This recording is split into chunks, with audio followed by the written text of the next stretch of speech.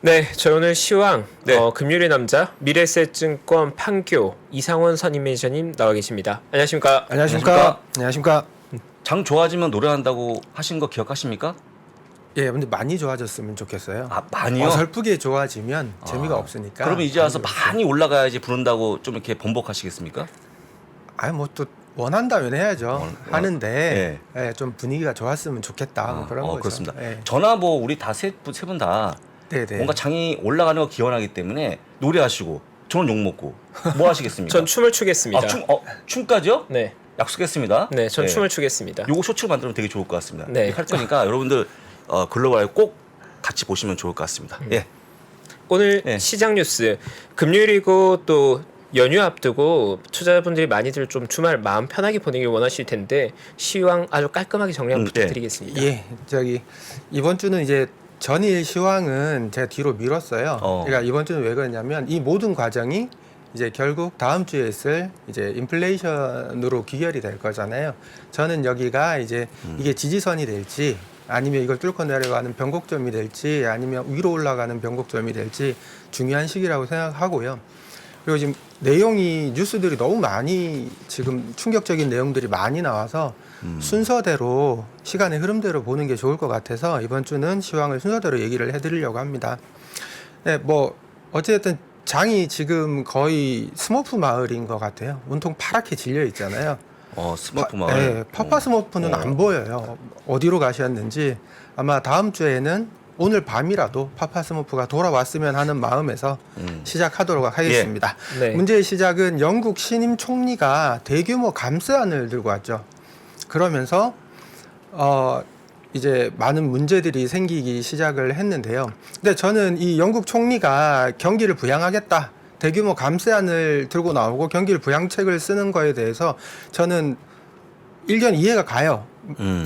맞는 것 같거든요. 근데 유럽은 경기 침체에 이미 진입을 했습니다. 물가는 계속 오르고 경기는 침체되고 우리가 교과서에서 보던 스태그플레이션을 실제로 목도하는 그런 상황이지 않습니까? 근데 이 총리의 생각은 인플레이션은 금리를 올려서 잡고 경기 침체는 경기를 부양해서 잡고라는 생각을 했을 수도 있잖아요. 근데 이게 실제로 뭐 영국만 이상한 짓을 한 거냐? 그렇지는 않거든요. 미국의 내로남불 IRA법이 있잖아요. 미국도 금리 올리고 경기 부양책을 썼죠. 어찌됐던. 그리고 미국 연준의 이기주의 때문에 결국은 유럽 입장에서도 뭔가를 영국 입장에서도 해야 되지 않았나라고 생각을 합니다. 근데 이게 선후 관계가 잘못됐죠. 물가가 잡히고 나서 경기 부양책을 썼어야 되는 건데 두 개를 동시에 했죠. 그래서 이제 바로 이제 사람들이 물어보기 시작합니다. 그러면 감세안을 하고 경기 부양책을 쓴다라고 하면 그럼 그 재원을 어디서 마련할 거냐라고 했더니 당당하게 이렇게 얘기를 하죠. 우리는 채권을 팔아서 그 돈으로 미래 세대에서 빌려와서 경기 부양책을 쓸 거다라고 얘기를 했더니 그날 밤에 채권 가격이 폭락을 하죠. 그렇죠. 채권 가격이 폭락을 하게 되고 국채 금리가 급등했다는 얘기잖아요. 그렇죠. 채권 가격이 폭락을 하고 보니까 그때서야 깨달은 거죠. 아, 우리는 미국이 아니구나. 우리는 영국이구나라는 걸 그때 깨달은 거죠. 그래서 이제 영국 연기금들에서 마진콜이 발생하기 시작을 합니다. 근데 곧 한 4시간 뒤부터는 마진콜이 들어옵니다라는 뉴스를 이제 소식을 듣고 나서 부랴부랴 영국이 이제 국채 무제한 매입을 하고 감세를 처리하게 되는데요. 요 과정이 제가 볼 때는 되게 중요한 과정이었는데 요것만 다시 한번 보면 이제 데스 스파이럴이라고 하더라고요. 이렇게 죽음의 회오리. 그러니까 반대 매매가 나오면 반대 매매가 나오고 채권 가격이 다시 하락하면 거기다가 또 반대 매매가 나가고 반대 매매 때문에 가격이 하락하면 다시 반대 매매가 나가는 그런 악순환이 벌어지는데요. 근데 이게 뭐 때문에 생겼냐면 LDI라고 부채 연계 투자 전략이라고 있습니다. 이거는 이름은 되게 멋있잖아요. 그러니까 부채를 연계해서 투자했다. 쉽게 보시면 될 것 같아요. 현금이나 국채 등 안전자산을 투자를 하는데 거기에다가 주식 등 수익 추구형 포트폴리오를 섞겠다라는 내용이잖아요. 근데 너무 이거를 깊이 알 필요는 없을 것 같아요. 왜냐하면 제가 볼 때는 그 뉴스에서 사라질 가능성이 되게 높거든요. 왜냐하면 이게 2008년 CDO와 같은 케이스거든요. 2008년에 CDO를 이해하는데 제가 2006년 입사였는데요. 2008년에 이 일이 터지고 이거를 이해하기 위해서 무지하게 고생을 했어요. 알아야 되니까. 근데 지금에 와서 보면 그 1년 2008년 지나고 나서 CDO라는 이름이 사라졌어요. 그걸 다 해결을 했거든요.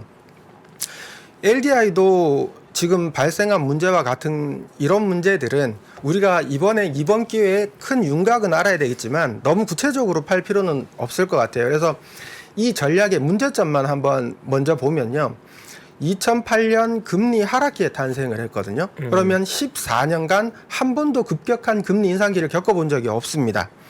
무슨 얘기냐면 연기금이요. 이게 LDI를 통해서 3, 4파운드를 투입을 하면 10파운드 국채 투자한 것과 같은 레버리지라고 써 있거든요. 레버리지가 3배고요. 일부는 7배까지도 레버리지를 썼다라는 거죠. 그러니까 무슨 얘기냐면 내가 지금 보험 가입을 하게 되면 1억이라는 예를 들어서 1억이라는 돈을 받으면 이 1억이라는 돈을 10년간 굴려서 10년 뒤부터 이제 지급을 하게 되잖아요. 그럼 이게 만기가 안 맞죠, 서로가. 그래서 이거를 이제 운용을 해야 되는데 예를 들어서 3%를 지급하기로 당시에 2008년에 3%를 주기로 했는데 금리가 계속 하락하게 되면 그 3%를 10년 뒤에 맞춰 줄 수가 없잖아요. 그러면 이거를 어쩔 수 없이 금리는 굉장히 안정적이고 장기적으로 하락할 것 같으니까 그러면 레버리지 투자를 하자. 예를 들어서 지금 금리가 1%다. 그러면 3배짜리를 사는 거죠. 어차피 금리는 크게 변동하지 않을 거니까. 근데 14년간 그렇게 왔다라는 거죠. 근데 이제 이 규모를 보니까요. 장난이 아니에요. 영국이 2,500조 규모고요. 미국이 2,500조에서 둘이 사이좋게 투자를 했어요. 근데 이게 5,000조 하면 잘 안 와닿더라고요. 저 같은 경우에도. 근데 이게 보면 우리나라 GDP가 2,071조입니다. 우리나라 GDP의 2배가 넘는 규모가 여기 결려 있는 거죠. 뭐 가는 길에 GDP 얘기하면 미국이 3경 5천조 원 정도 되고요. 지금 상반기 기준으로 중국 추정치가 2경 8천조 원입니다. 거의 미국의 75%까지 따라왔어요. 가는 길에 중국 들리면 중국이 이제 무시할 만한 상대가 아니라는 거죠. 근데 영국이 4,654조거든요. 미국과 무려 8배 차이 나는데 투자한 거는 같은 규모를 투자했다라는 거죠. 그러니까 이게 마진콜이 들어오면 예를 들어서 영국 GDP의 반이 날아가는 거잖아요. 방법이 없죠. 부도날 수는 없으니까 영국은행에서 무제한 채권 매입으로 이걸 막을 수밖에 없었던 상황이죠. 그러니까 제가 지금 뭐 짧다면 짧은 경험이고 길다면 긴 경험인데 보면 주식 시장에서요. 조정이나 급락기에는 항상 채권이나 부동산을 선호하는 현상이 발생이 됩니다. 근데 금융위기를 보면 항상 문제는 채권이나 부동산에서 발생하는 경우가 대부분이에요.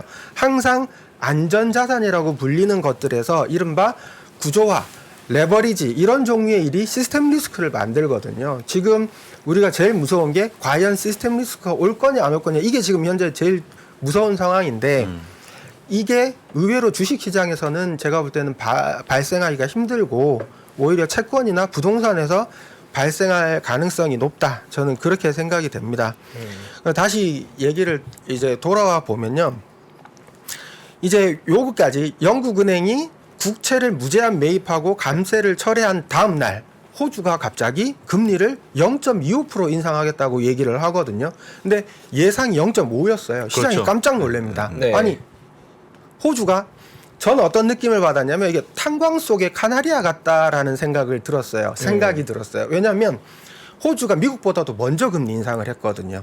그리고 호주라는 국가를 생각을 해보시면 호주는 뭐랄까요 원자재나 곡물이나 넓은 땅을 바탕으로 뭔가를 생산하는 국가잖아요. 지금 같은 인플레이션 상황에서 가장 수혜를 보는 국가라는 거죠. 근데 이런 국가들조차도 50bp 4번 인상은 견디지 못한다는 얘기잖아요. 그래서 혹시 시장에서는 그러면 이 호주도 못 견딜 정도니까 미국도 75가 아니라 50 정도로 하지 않을까라는 기대감으로 그날 주가가 많이 올랐죠. 근데 호주 CPI를 보시면 의외로 6.1이 나옵니다. 되게 높아요. 아, 왜 그렇지? 아, 수입 물가가 얘네들도 되게 높았던 거예요. 그리고 호주 환율이 되게 좋았을 것 같지만 20%나 하락해 있더라고요. 우리보다 덜 떨어지긴 했지만 안 떨어진 건 아니라는 거죠. 그러니까 이런 국가들조차도 지금 상황이 견디기 되게 힘듭니다.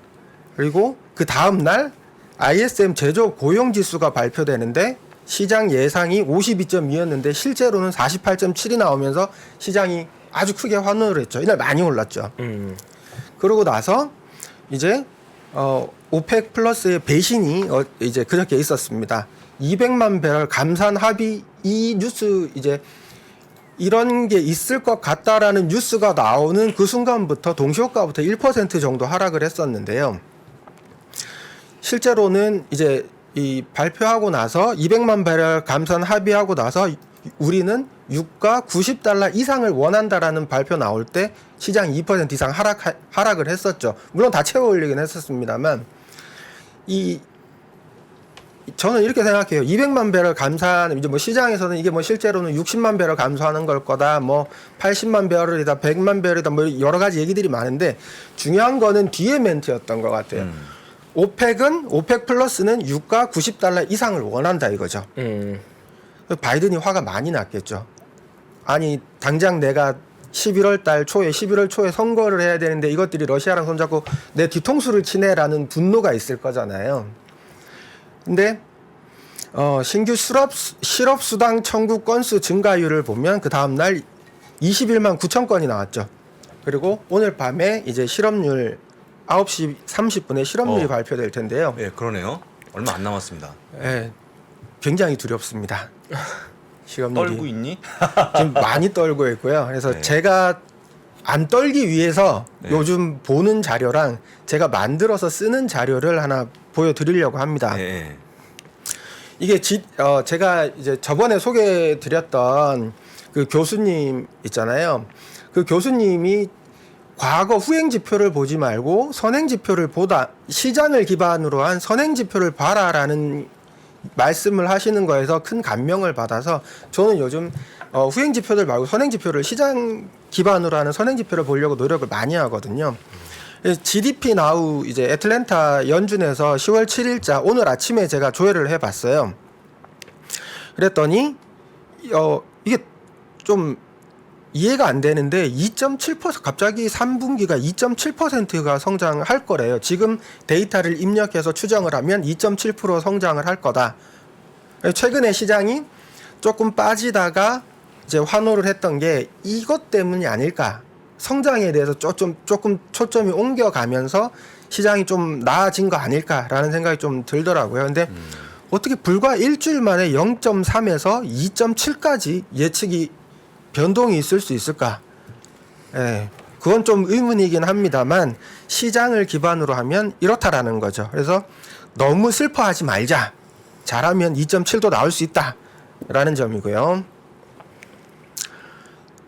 이게 이제 인플레이션 나우 캐스팅이라고 해서 클리블랜드 연준에서 이제 발표하는데요. 제가 이거를 보고 지금 두려워하고 있는 겁니다.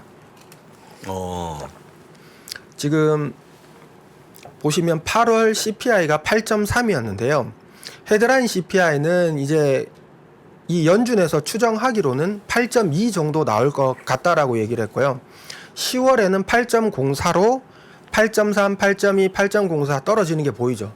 헤드라인이 떨어진다라는 거죠. 근데 헤드라인은 아시다시피 유가와 식료품이 포함이 돼 있잖아요. 얘네들은 떨어진 게 확실하다 이거죠. 근데 문제는 코어 CPI가 6.3이었는데요. 오히려 오릅니다. 6.64, 6.58로 예상을 하고 있어요. 연준에서. 그러면 이건 스티키의 문제가 아니죠. 이건 인플레가 이 두 가지 변동 큰 걸 제외하고도 인플레가 굉장히 고착적이고 고정적이다라는 얘기잖아요. 굉장히 좀 무섭습니다. 그리고 PCE가 6.2였는데요. PCE도 6.24, 6.21 예상하고 있습니다. 코어 PCE도 4.9인데 5.11, 5.12 전반적으로 물가 잡는 게 쉽지 않다. 그래서 지금 연준 의원들이 하는 얘기는 다 그 얘기인 것 같아요. 잡기가 어렵다라는 얘기를 많이 하는 것 같습니다. 근데 그래서 이것 때문에 지금 오늘 아침에 패드 와치 보면 많이 바뀌었어요. 이 예상치가 나오고 나서 지금 혹시 이게 보이실지 모르겠는데 하단에 보시면 지금 4%를 예상하는 게 한 달 전에는 그러니까 9월 6일에는 0.8%밖에 안 됐습니다. 사실상 확률이 거의 없다라고 봤는데 일주일 전에 53.2, 하루 전에 65.9, 현재는 66%입니다. 그러니까 0.75 올릴 확률이 66%라는 얘기고요. 3.75에 0.5% 올릴 확률은 34%로 이제 한 달 전이 72%였는데 뚝 떨어졌죠. 그러니까 연준 스탠스는 확실한 거죠. 연준 의원들의 말은 뭐 다른 나라 어떻게 되든 상관없다라는 거잖아요. 결국 나만 아니면 돼 이거죠. 미국 인플레만 잡으면 된다. 그러니까 강하게 금리 드라이브 걸 거다. 아직 이걸로 요약할 수 있을 것 같습니다. 그래서 너무 이제 슬픈 얘기를 많이 했잖아요.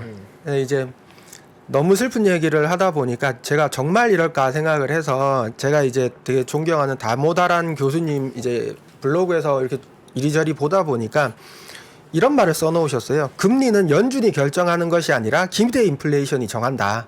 이렇게 써놓으셨더라고요. 그래서 급히 BEI 지수를 세인트루이스 연준 가서 봤어요. 오늘 아침에 보면 일전에 제가 금리 인상하기 전에 2.3%의 이 기대 인플레이션을 깨기 위해서 0.75를 올릴 것이다라고 말씀을 드린 적이 있거든요. 시장 충격을 주기 위해서. 근데 실제로 그렇게 했고 기대 인플레이션 보면 2.3이 깨졌습니다. 밑으로 툭 떨어졌다가 지금 살짝 고개를 들었다가 다시 조금 내려가는 그런 상황이거든요. 기대 인플레이션은 일단 꺾이고 있습니다. 이제 지나가는 길에 이제 다모다란 교수님이 어떤 분인지는 다 아실 거예요. 세계 넘버원 기업 이 밸류에이션을 하시는 분이잖아요. 맞습니다. 근데 이분도 텐센트를 20일 작년 9월경에 매수를 한 걸로 알고 있습니다. 우리나라 언론에도 많이 나왔었고요. 그때 가격을 추정해 보시면 450 홍콩 달러거든요. 지금 텐센트 270이거든요. 이분도 반토막 나 있어요. 세계 1위의 분석가조차도 기본적 분석가 밸류에이션 최고봉이라는 분도 반토막 나 있습니다. 쉽지 않다는 거죠. 우리가 반토막 나 있다고 해서 슬퍼할 게 아니라고 저는 생각해요. 예. 어차피 다 반토막 나 있는 거. 근데 다모다란 교수님 장점, 이분은 투자 수익률이 좋기로도 유명하신 분이거든요. 예, 그렇죠. 예. 이분은 뭐 다른 뉴스들 이렇게 찾아보면 그냥 버틴답니다. 딴 거 안 하고 그냥 일 열심히 하면서 버티고 돈 생기면 더 사고 이렇게 하신다고 하니까요. 그 방법 우리도 충분히 참고해서 해야 될 것 같습니다. 잠깐만 그 매니저님 물 한 잔 드시고 네. 속보 전해드립니다. 지금 이제 공인지표가 나왔는데 신규 일자리 수입니다. 예상치 27만 5천 건에 비해서 실제 26만 3천 건이 발표가 됐습니다. 조금 떨어졌네요. 조금 떨어져갖고 근데 아직 실업률은 안 나왔기 때문에 요거만 보시면 좋은데 일단은 요거로 보게 되면 일자리는 좀 줄었다라고 좀 보시면 될 것 같고요. 반갑습니다. 아직 지표가 안 좋은데 왜 반갑죠? 뭐 반가운 것도 아닌데 하여간 소폭 받았다는 거 미리 말씀을 드리고 다시 나오면 또 다시 한번 설명드리겠습니다. 예, 계속 하시면 좋을 것 같습니다. 예, 그래서 사실 그 제가 이렇게 장표를 활용해서 말씀드리는 걸 안 좋아해요. 왜냐하면 예. 제 딸이 되게 싫어하거든요. 장표만 따님이? 나오고 예, 아빠 얼굴이 안 나오잖아요. 제 딸은 초등학생이라 제가 무슨 말하는지 몰라요. 그냥 아빠가 나오기 때문에 좋아하고 보는 건데 제가 장표를 활용하면 제 얼굴이 안 나오잖아요. 그렇죠, 굉장히 안 나오죠. 슬퍼하지만 제가 이거 하나는 꼭 보여드려야 되겠다라고 생각해서 하나 가지고 왔습니다. 예, 아, 종목 분석이나 이런 것들 뭐 기본적인 것들은 저는 애널리스트들을 많이 신뢰합니다. 애널리스트들이나 뭐 시장 구루들 얘기들 다 존경하고요. 하는데 근데 문제는 우린 투자자잖아요. 자산 네. 배분을 어떻게 할 건지 아니면 어떤 주식을 얼마나 살 건지 이런 것들을 언제 사야 될 건지를 결정을 해야 되는 게 사실은 이제 제가 하는 일인데 그리고 개인 투자자분들도 마찬가지일 거예요. 자기가 해야 되는 일은 주변 의견, 제 의견 뭐 듣고 나서 저 사람 말이 옳다면 그럼 내가 과연 언제부터 사야 되느냐라는 게 이 타이밍에 대한 고민이 많으실 텐데요. 제가 최근에 활용하는 제가 이제 어차피 하니까 제가 아는 모든 걸 중에 가지고 있는 것 중에 한 가지를 꺼내서 알려드리려고 합니다. 예. 이게 최근에 만들어서 하는 게 뭐냐면 원래 우리가 학교에서 배울 때 주식과 채권은 일반적으로 상관관계가 없다고 배우잖아요. 근데 상관관계가 사실은 있어요. 언제 있냐면 금리가 급변동할 때 상관관계가 발생을 합니다. 보시면 2020년도에 보면 이때 코로나 터졌을 때 금리를 급격하게 낮출 때 보세요. 채권 가격이 오를 때는 주가가 떨어집니다. 그리고 주가가 올라갈 때는 채권 가격이 이미 많이 올랐기 때문에 더 이상 오르지 않습니다. 상관관계가 없는 게 맞죠. 근데 22년 1월부터 이제 주봉이 아니라 제가 일봉을 하나 보여드리면 이거 보이세요? 제가 동그라미로 표기를 했는데요. 빨간색이 10년물 미국 국채입니다. 그리고 파란색이 S&P 500이거든요. 보시면 주가가 그러니까 이거 요 화면 이게 안 보이는구나. 요 화면 보시면 제일 왼쪽 상단에 보시면 고점을 누가 만들었냐면 채권이 고점을 먼저 만듭니다. 채권이 고점이 만들고 나면 3월 초에 고점을 만들고 나면 주식은 4월 초에 고점이 나왔어요. 그리고 바닥을 만들 때 보시면 바닥은 최근에 비슷한 시점에 나왔습니다. 6월 중순 정도에 이제 빨간색 채권이 바닥을 찍고 올라가니까 3일 뒤부터 주가가 S&P 500이 따라 올라가기 시작합니다.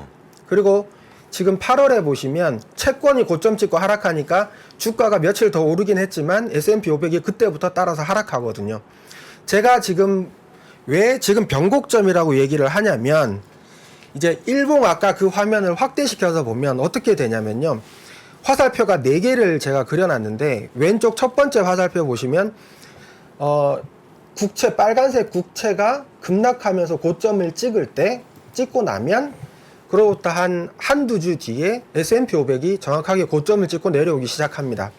그러면 이걸로 지금 저는 매매를 안 합니다만 혹시 여기에다가 스토캐스틱 같은 거 끼우면 한 달 단위로 매매하시는 분들은 이걸 잘 활용할 수가 있겠죠. 우측 하단에 보시면 빨간색 이제 채권이 이제 바닥을 찍고 반등이 나오니까 정확하게 3일 뒤에 S&P 500이 바닥을 찍고 반등이 나왔습니다. 자, 아까 시황 중에 어저께 이제 21만 9천 건이 나오면서 시장이 환호를 했어야 됐는데 왜 주가가 하락했느냐? 제가 볼 때는 이것 때문입니다. 채권이 3일 연속 하락했거든요. 금리가 3일 연속 올랐다는 얘기잖아요. 그러니까 주가가 더 이상 가지를 못하는 겁니다. 그 좋은 호재에도 악재긴 합니다만 어찌됐든 그 좋은 후회도 가지 못했거든요. 오늘도 아마 지금 채권 금리를 봐야 되겠지만 요거 두 개를 차트를 겹쳐서 비교해서 보시면 타이밍이라고 할까요? 지금보다 하는 게 조금 더 그냥 솔직히 말씀드리면 이 방법을 사용해도요. 하락장에서는 어차피 내가 언제 사든지 간에 손실을 볼 수밖에 없습니다. 내가 최고의 바닥에서 샀다고 하더라도 더 떨어져 있기 때문이죠. 근데 이거는 할 수 있죠. 제가 만약에 한두 달 내로 분할 매수를 예를 들어서 매월 분할 매수를 할 건데 12개월을 할 거면 이번 달에 어느 시점에 사는 게 그나마 가장 쌀까라는 거를 대충이라도 추정해 볼 수 있는 거죠. 최소한 채권이 이제 바닥 찍고 올라가는 기미가 보일 때 그때 사자라는 결론은 가능하다라고 저는 생각하거든요.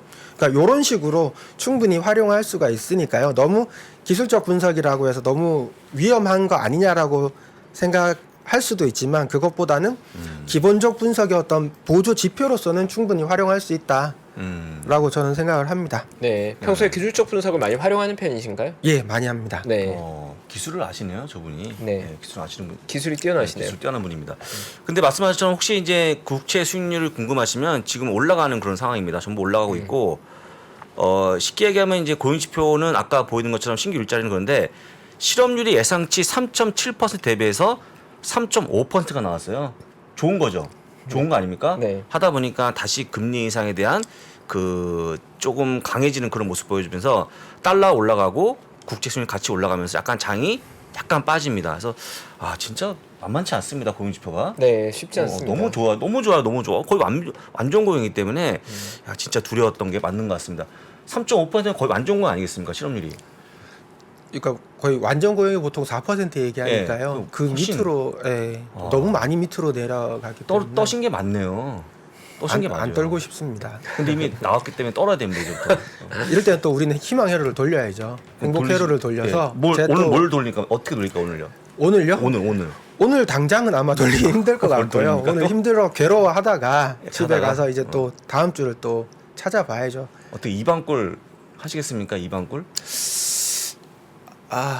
뭐 원하면 하겠지만 그 굳이 하고 싶지는 네. 않습니다. 그러니까 결국에 아까 말씀하신 것처럼 이제 시장과 국채 수익률 관계를 말씀하셨는데 그 어쨌거나 지금 금리가 꺾이는 모습이 안 나오면 장이 올라가기 어렵다는 얘기 아니겠습니까? 맞습니다. 당분간 금리가 꺾일 만한 게 뭐가 있을까요? 10월 13일 날 CPI를 보면 될까요? 만약 본다고 그러면 예, 뭐 변곡점.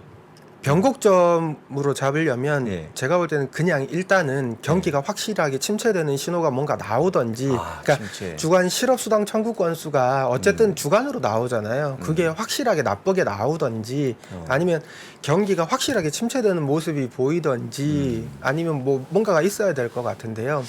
지금 인플레이션 상황에서는 그거는 쉽지 않은 것 같고요. 저는 미국 안에서 뭔가를 찾는 거는 이제 힘들다고 봐요. 미국 경제가 너무 좋기 때문에. 너무 좋기 때문에. 예, 지금에서 미국에 뭔가 악재가 생길까? 아니요, 저는 별로 안 보이는 것 같아요. 그래서 오히려 미국을 투자해야 된다라고 생각하는 이유고요. 그게 또 이유군요. 향후에 문제가 생긴다면 아마 저는 유럽에서 발생할 거라고 봐요. 당장 유럽은 그렇죠. 유럽. 예, 당장 다음 주 유럽은 이미 스태그플레이션인 것 같고요. 예. 아마 이번 주말부터 해서 다음 주까지 계속 시장에서 논의될 거는 이제 크레딧 스위스가 부도날 건지 이거에 대한 얘기 굉장히 많이 나올 것 같거든요. 네. 지금 CDS가 지금 프리미엄이 거의 뭐 2008년 위기를 넘어섰더라고요.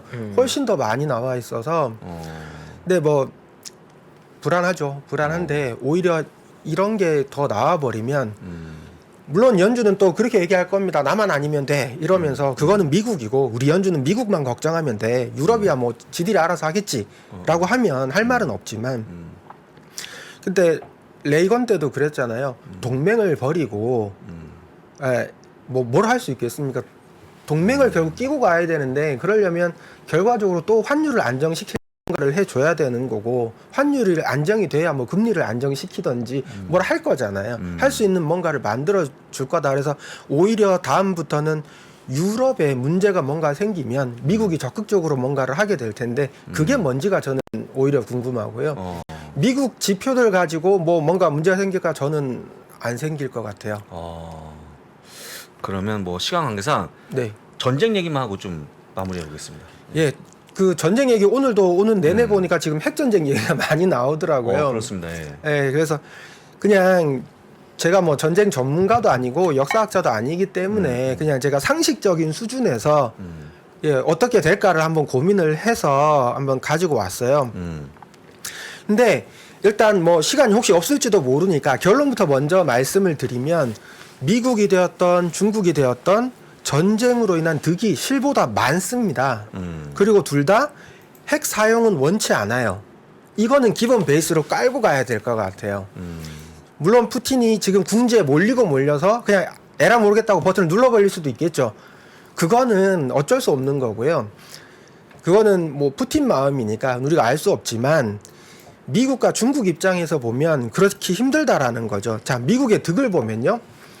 우선 유럽 에너지 시장을 장악했습니다. 원래 러시아가 공급하던 거를 미국이 장악을 했고요.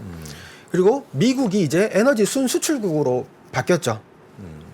미국 에너지가 원래 사실 좀 비싸잖아요. 그 비싼 거를 대서양을 건너서까지 가야 되니까 더 비싸지겠죠. 운송료까지 붙으니까. 근데도 앞으로 이런 문제가 생겼는데 유럽이 약간 비싸더라도 러시아 걸 쓸 수 있겠냐는 거죠.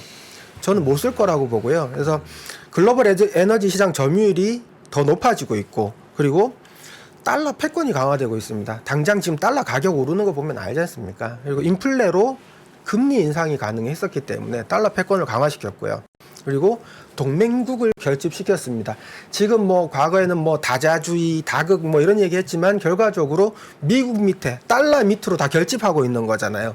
지금 뭐 영국도 이번에 한번 된통 당했지만 결국은 나중에 손 벌릴 때는 미국 큰형님밖에 없잖아요. 우리 좀 살려주세요 할 수 있는 구조로 만들어질 거기 때문에 미국 리더십이 더 강해질 것 같습니다. 그리고 미국은 선거가 곧 있는데 내부 결집이 되는 거죠. 누가 전쟁 중에 장수를 바꾸겠습니까? 바꾸기 어렵다는 거죠. 그리고 중국의 이득도 중국이 아무 이득이 없을 것 같지만 의외로 이득이 제가 생각할 때 많은 것 같아요. 첫 번째는 미국의 관심을 분산시켰습니다. 예전에는 러시아를 때리기보다는 미국은 항상 그렇게 얘기했거든요. 지금 중국이 가장 위험하다. 나는 중국만 패. 이렇게 나왔었거든요. 근데 지금은 미국 관심이 두 개로 분산했죠. 러시아도 때려야 되고 중국도 때려야 되고 바쁘잖아요. 네. 동시에 이전에는 중국을 2대 때렸으면 지금은 러시아 한 대, 중국 한 대 이렇게 때리는 그런 상황인 것 같고요. 그리고 러시아가 약화되면서 중국 리더십이 강화됩니다. 중앙아시아나 중넘 국경 문제라든지 이런 것 중에서 중국 리더십이 훨씬 더 강해지겠죠. 그리고 러시아에 있는 값싼 원자재나 러시아 시장을 장악했어요. 지금 한국이나 미국 글로벌 기업들이 다 러시아에 철수했는데 그 자리를 중국 기업들이 다 차지했죠. 그리고 석유 값을 지금 정확한지 모르겠습니다만 3분의 2 가격으로 러시아에 들어온다고 하잖아요. 굉장히 싸게 들어오는 거죠. 근데 시를 한번 보시면 미국은 중국으로 관심이 분산됐어요. 중국만 패야 되는데 러시아랑 분산됐고요.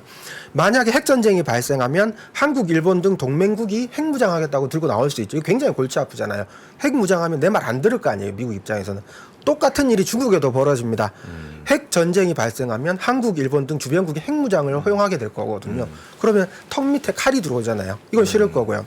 확전하게 되면 유럽 시장을 또 상실합니다. 중국 최대 시장이 유럽이거든요. 네. 이걸 잃게 되는 거고, 그리고 혹시라도 러시아에 친서방 세력이 들어오게 되면 중국은 사방이 다 적이죠.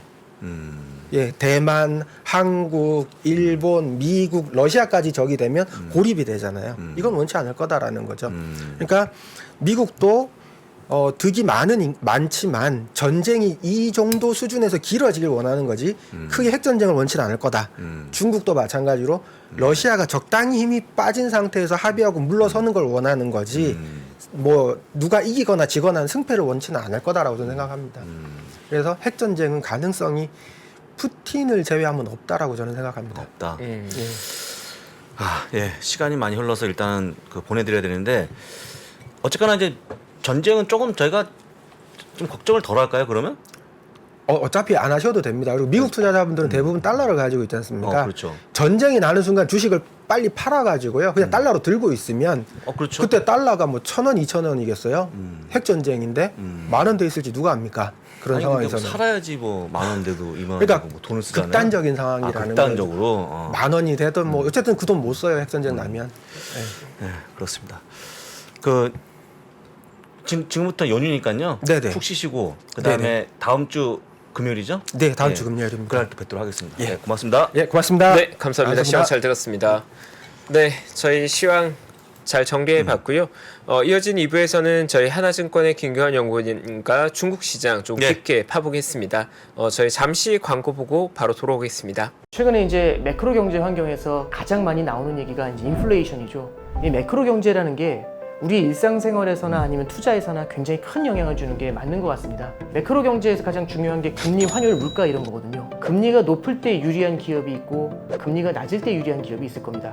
환율이 높을 때 유리한 기업이 있고 환율이 낮을 때 불리한 기업이 있을 겁니다. 유불리를 논하면서 같이 그 기업에 대한 분석을 하거나 투자를 하는 게 조금 더 도움이 되지 않을까요? 상반기 최고의 베스트셀러 인플레이션에서 살아남기.